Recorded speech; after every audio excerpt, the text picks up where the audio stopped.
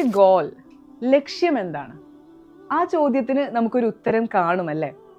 ഒരു വിശ്വാസിയുടെ ജീവിത ലക്ഷ്യം എന്തായിരിക്കണമെന്ന് ആലോചിച്ച് നോക്കിയിട്ടുണ്ടോ?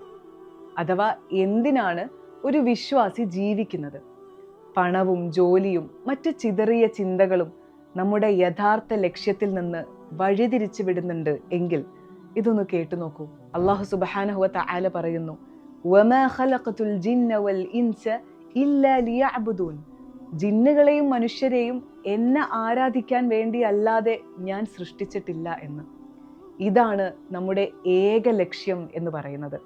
നമ്മുടെ പഠനവും ജോലിയും വിവാഹവും കുടുംബവുമെല്ലാം ഈ ലക്ഷ്യത്തിലേക്ക് എത്താനുള്ള വഴികൾ മാത്രമാണ്. മുസ്അബ് ഇബ്നു ഉമൈർ റളിയല്ലാഹു അൻഹു മക്കയിലെ ഏറ്റവും സുന്ദരനും ധനികനുമായ യുവാവായിരുന്നു. ഇസ്ലാം സ്വീകരിച്ച സമയത്ത് അദ്ദേഹം ആഡംബരം ഉപേക്ഷിച്ച് ലളിതമായ ജീവിതം സ്വീകരിക്കുകയാണ് ചെയ്തത്. അതിലൂടെ മുസ്അബിന്റെ മനസ്സിൽ ശാശ്വതമായ സന്തോഷം നിറയുകയാണ് ചെയ്തത്. ദുനിയാവിലെ എല്ലാ സന്തോഷങ്ങളും താൽക്കാലികമാണ്, പക്ഷേ അള്ളാഹുവിൻ്റെ പ്രീതിയോ അത് ശാശ്വതമാണ് താനും.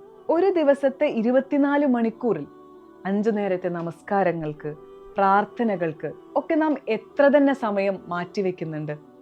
ചിതറിക്കിടക്കുന്ന നമ്മുടെ ലക്ഷ്യങ്ങളിൽ ഇബാദത്തിനെ ഒന്നാമതെത്തിക്കുക.